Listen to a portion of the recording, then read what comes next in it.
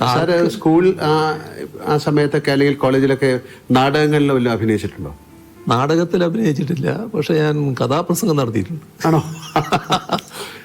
UP സ്കൂളിൽ പഠിക്കുമ്പോൾ എന്നോടൊരു മാഷ് പറഞ്ഞു കഥാപ്രസംഗം നടത്തണം. അങ്ങനെ ഞാനൊരു കഥാപ്രസംഗം നടത്തിയിട്ടുണ്ട്. അതിൽ പാട്ടുകളൊക്കെ പാടണ്ടേ? പാടണോ?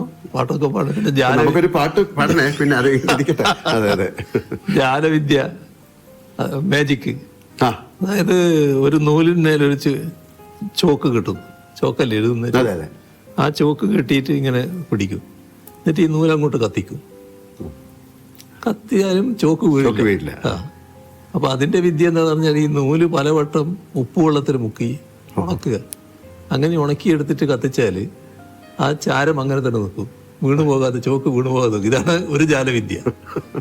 മറ്റേ ഒരു കഥാപ്രസംഗം ഞാൻ നടത്തിയിരുന്നു. ഒരു വലിയ ആൽമരത്തിന്റെ താഴെ ഒരാൾ കിടന്ന് ഉറങ്ങുന്ന, അദ്ദേഹത്തിന്റെ തലയിൽ നെറ്റിയിലൊരു ചെറിയ അതിന്റെ കായ വന്ന് വീഴുന്നു. അപ്പോൾ ഈ കായല്ല തെങ്ങിന്റെ തേങ്ങ പോലത്താണെങ്കിൽ എൻ്റെ കഥ എന്താകുമായിരുന്നു എന്ന് പറയുന്നത്. അപ്പോൾ പ്രകൃതിയുടെ ഒരു പ്രത്യേകത കാണിക്കുന്ന ഒരു കഥയായിരുന്നു. അപ്പൊ നമുക്ക് പാട്ട് ഇപ്പം വേണ്ടല്ലേ, കുറച്ച് കഴിഞ്ഞിട്ടാകാം അല്ലേ? എപ്പോഴെങ്കിലും ഒരു എഴുത്തുകാരനാവണമെന്ന് ആഗ്രഹിച്ചിട്ടുണ്ടോ? അത്തരത്തിൽ എന്തെങ്കിലും അങ്ങ് എഴുതിയിട്ടുണ്ടോ? അല്ലെങ്കിൽ എന്തെങ്കിലും അങ്ങനെ കുത്തിക്കുറിക്കാന്ന് ചോദിക്കുന്നത് ശരിയല്ല, അങ്ങനെ എന്തെങ്കിലും അങ്ങ് എഴുതിയിട്ടുണ്ടോ? എഴുത്ത് വിശദമായിട്ട് എഴുതിയിട്ടില്ല, പക്ഷെ പിന്നീടുള്ള രാഷ്ട്രീയ ജീവിതത്തില് പല കാര്യങ്ങളും എഴുതേണ്ടി വരുമല്ലോ. അങ്ങനെയുള്ള കാര്യങ്ങളൊക്കെ ഞാൻ എഴുതിയിട്ടുണ്ട്. രാഷ്ട്രീയ ഒരു ആത്മകഥ അങ്ങനെ എന്തെങ്കിലും എഴുതണമെന്ന് ഒരു ആഗ്രഹമുണ്ടോ? അതൊന്നും ഇതിന്റെ ഇടക്ക് അതിനെപ്പറ്റി ഒരു ആലോചനയും ഉണ്ടായിട്ടില്ല. എന്നാൽ പിന്നെ ചിലരൊക്കെ അതിനു വേണ്ടി ഒരു ശ്രമം ആരംഭിച്ചിട്ടുമുണ്ട്, പക്ഷെ അതൊന്നും പൂർണ്ണതയിലെത്തിയിട്ടില്ല. എൻ്റെ വീട്ടിൽ വലിയൊരു ലൈബ്രറി ഉണ്ടെന്ന് എനിക്കറിയാം. തിരക്കുകൾക്കിടയിൽ അങ്ങേക്ക് വായിക്കാൻ സമയം കിട്ടാറുണ്ടോ? ഇപ്പോഴത്തെ പ്രശ്നം വല്ലാത്ത പ്രശ്നമാണ്. ഇപ്പൊ വായനക്കൊക്കെ വല്ലാത്ത സമയം കുറയാണ്. മറ്റ് വായന എനിക്കൊരു നല്ല രസമായിരുന്നു, നല്ല രീതിയിൽ വായിക്കാൻ പറ്റുമായിരുന്നു. പക്ഷെ ഇപ്പം അങ്ങനെ വായിക്കാൻ അധിക സമയം കിട്ടുന്നില്ല. അപ്പം അങ്ങേ ഏറ്റവും കൂടുതൽ സ്വാധീനിച്ച പുസ്തകങ്ങളുണ്ടാവും, അത് ഏതെങ്കിലും ഒരു പുസ്തകത്തിൻ്റെ പേര് പറയാമോ? അതിൽ ഞാൻ വായിക്കുന്ന ഘട്ടത്തിൽ ഏറ്റവും കൂടുതൽ സ്വാധീനിച്ച പുസ്തകങ്ങളിൽ ഒന്ന് ടോൾസ്റ്റോയുടെ അന്നാ കരീന തന്നെയാണ്. വലിയ ഹൃദയത്തെ ഏറ്റവും അധികം ബന്ധിപ്പിക്കുന്ന, മനസ്സിനെ ബന്ധിപ്പിക്കുന്ന ഒരു കഥ തന്നെയാണെന്ന് പറയാം. പിന്നെ വിക്ടർ ഹ്യൂഗോന്റെ കഥയും പാവങ്ങൾ, അത് വളരെയധികം വലിയ തോതിൽ നമ്മളെ ജീവിതത്തെ രൂപപ്പെടുത്താൻ തന്നെ സഹായിക്കുന്ന ഒന്നായിരുന്നു. നമ്മളെ നാട്ടിലെടുത്താൽ തകഴിയുടെ കയർ ഒരു കാലഘട്ടത്തിൻ്റെ തന്നെ ഒരു ചിത്രീകരണമായിരുന്നു. അങ്ങനെയുള്ളതൊക്കെ ആ കാലത്ത് നല്ലോണം വായിക്കാൻ പറ്റിയിരുന്നു. കവിതകളും വായിക്കുക. ഇതെല്ലാം ഒരു പുതിയ അറിവാണ് ആൾക്കാർക്ക്, അതുകൊണ്ടാണ് ചോദിക്കുന്നത്. അതായത് പിണറായി വിജയൻ എന്നാൽ വലിയൊരു കടുപ്പക്കാരനാണ്, ചിരിക്കാത്ത ആളാണ് എന്നൊരു ധാരണ പുറത്തുണ്ട്. എന്നാൽ അടുത്ത് പരിചയമുള്ളവർക്ക് നേരെ മറിച്ചുള്ള അഭിപ്രായമാണ്. ഈ പ്രകൃതം സ്വയം എടുത്തണിഞ്ഞതാണോ, അതോ ഈ കടുപ്പക്കാരനെന്ന ഇമേജ് മാറ്റണമെന്ന് എപ്പോഴെങ്കിലും തോന്നിയിട്ടുണ്ടോ, അതോ ആളുകൾ തന്നെ അത് തിരിച്ചറിയട്ടെ എന്നാണോ നിലപാട്? അത് ബ്രാൻഡ് ചെയ്യപ്പെടുന്നതാണ്.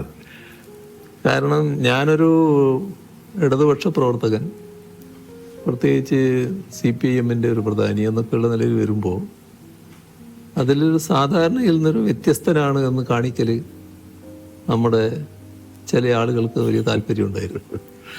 അതിൻ്റെ ഭാഗമായിട്ട് ഒരു മനുഷ്യന് പല ഭാവങ്ങളുണ്ടാവുമല്ലോ, അതിലേതെങ്കിലും ക്ഷോഭിച്ച ഭാഗമുണ്ടെങ്കിൽ അതായിരിക്കും കൊടുക്കുന്ന ചിത്രങ്ങൾ. അപ്പോൾ മറ്റ് സന്തോഷത്തിൻ്റെ നിമിഷങ്ങൾ അവരെ കയ്യിലുണ്ടാവും, പക്ഷെ അത് കൊടുക്കേണ്ടതില്ല എന്ന് അവർ വെക്കും. ഞാൻ പിന്നെ എന്നെപ്പറ്റി വരുന്ന വാർത്തകളിൽ അധികം അങ്ങനെ വ്യാകുലപ്പെടാറില്ല. അതിപ്പോൾ സ്വാഭാവികമായിട്ട് വരുന്നൊരു കാര്യമായിട്ട് ഞാൻ കാണാറില്ല. ഞാൻ പ്രതിദാനം ചെയ്യുന്ന പാർട്ടിയോടുള്ള എതിർപ്പിൻ്റെ ഭാഗമായി അത് എന്നിലൂടെ പ്രകടിപ്പിക്കുന്നത് മാത്രമേ ഉള്ളൂ എന്ന നിലക്കാണ് ഞാനത് കാണാറ്. ഈ എതിർപ്പ് ഉയർത്തുന്നവരോടും ഒരു തരത്തിലുള്ള ഈർഷ്യയോ വിദ്വേഷമോ എനക്കൊട്ടുണ്ടാകാറുമില്ല. അവരവരെ രീതി സ്വീകരിക്കുന്നു എന്ന് മാത്രമേ കാണാറുള്ളൂ. അപ്പം അതുകൊണ്ട് തന്നെ ഏതെങ്കിലും ഒരു തെറ്റായ കാര്യം വന്നാൽ, ഇപ്പോൾ സാധാരണ രാഷ്ട്രീയ പ്രവർത്തകരായിട്ടുള്ള ആൾക്കാർ പല മാധ്യമങ്ങളെ അപ്പം തന്നെ വിളിക്കും. എന്താ നിങ്ങൾ അങ്ങനെ കൊടുത്തത്, ഇങ്ങനെ കൊടുത്തത് ശരിയാണോ എന്നൊക്കെ പറയും. ഇന്ന് വരെ ഒരാളെ ഞാൻ വിളിക്കാൻ പോയിട്ടില്ല. എന്ത് വാർത്ത വന്നാലും അതവിടെ നിന്നോട്ടെ എന്നുള്ളതാണ്. അങ്ങനെയൊരു പ്രകൃതമാണ് ഞാൻ സ്വീകരിച്ചു വരാറുള്ളത്. അപ്പൊ അങ്ങനെ വീട്ടിലെ ഒരു അച്ഛൻ മുത്തച്ഛൻ അല്ലേ, അപ്പൊ ഏത് തരത്തിലുള്ളൊരു സമീപനമാണ് കുട്ടികളോടോ അത് വീട്ടിലെത്തിയാൽ ഞാൻ അവരുടെ സ്വന്തം ആള് തന്നെ, അതിനകത്ത് പ്രശ്നമില്ല. എൻ്റെ പുറത്തുള്ള എല്ലാ തിരക്കുകളും ഇപ്പൊ കുറച്ച് പ്രയാസമുണ്ട്. ഇപ്പൊ ഈ ദിവസങ്ങള് വല്ലാത്ത പ്രയാസങ്ങൾ. അതുവരെയുള്ള കാലം എടുത്താൽ വീട്ടിലെത്തിയാൽ ഞാൻ വീട്ടിൻ്റെ ഒരാളായിട്ട് അങ്ങ് മാറുകയാണ്. അതിന് ഒരു പ്രശ്നം ഉണ്ടാകാറില്ല. അത് കുട്ടികൾക്കും ഉണ്ടാകാറില്ല, വേറെ കുട്ടിക്കും ഒന്നും ഉണ്ടാകാറില്ല. അങ്ങനെ ഒരു അവസ്ഥയാണ്. സാർ, ഇന്നത്തെ തലമുറയിലെ കുട്ടികൾക്ക് പഴയ കാലത്തെ അപേക്ഷിച്ച് ഒരുപാട് അവസരങ്ങളുണ്ട്. ഈ സ്മാർട്ട് ഫോണ്, ആർട്ടിഫിഷ്യൽ ഇൻ്റലിജൻസ് അതൊക്കെ വന്നതോടുകൂടി അറിവ് സമ്പാദിക്കാൻ ഒരുപാട് വഴികളുണ്ട്. പഴയ കാലം പോലല്ല. എങ്കിലും പുതിയ തലമുറ നേരിടുന്ന ഭയങ്കരമായ സമ്മർദ്ദങ്ങളുണ്ട്. ആ സമ്മർദ്ദങ്ങൾ വലുതാണ്. അവരോടൊരു ഒരു ഒരു മുത്തശ്ശൻ എന്ന നിലയിൽ എന്താണ് അങ്ങേക്ക് പറയാനുള്ളത്? അല്ല, ഇന്നത്തെ കാലത്ത് ഈ പറഞ്ഞ കാര്യം ശരിയാണ്. കുട്ടികൾ വലിയ തോതിൽ വിവരങ്ങൾ അവരുടെ വിരൽത്തുമ്പിൽ കിടക്കുകയാണ്. ഒന്ന്, കുട്ടി എന്തെങ്കിലും കാര്യങ്ങൾ ചെയ്യാൻ തുടങ്ങുന്നതിന് മുൻപ് തന്നെ സാങ്കേതിക കാര്യങ്ങളാണ് ചെയ്തു തുടങ്ങുന്നത്. ഈ ഫോണും മറ്റും ആയിട്ട് ബന്ധപ്പെട്ടുള്ള കാര്യങ്ങൾ. അപ്പോൾ ഫോണും മറ്റും വെച്ചുകൊണ്ടുള്ള ഒരുപാട് അത്ഭുതങ്ങൾ കാണിക്കുന്നവരാണ് നമ്മുടെ കുട്ടികൾ. പക്ഷെ അതിൽ ആ ലോകം വളരെ വലുതാണ്. എന്നാൽ അതിനകത്തുള്ള ചതിക്കുഴികളുണ്ട്. ആ ചതിക്കുഴികൾ തിരിച്ചറിയാൻ പറ്റണം. അപ്പോൾ അതിന് ചിലപ്പോൾ ചെറിയ കുട്ടികൾക്ക് എല്ലാ വഴിയും തിരിഞ്ഞു എന്ന് വരില്ല. അപ്പോൾ ഒന്നും അച്ഛനമ്മമാരിൽ നിന്നും മറച്ചു വെക്കാതിരിക്കുക എന്നുള്ളതാണ് ഏറ്റവും പ്രധാനം.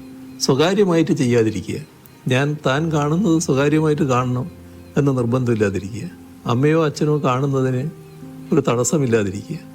അങ്ങനെയൊരു നില വന്നാൽ കുട്ടിക്ക് തന്നെ എന്താണ് കാണാവുന്നത് കാണാത്തത് എന്നതിനെ പറ്റിയൊരു ധാരണയുണ്ടാക്കാൻ ഇടയാക്കും.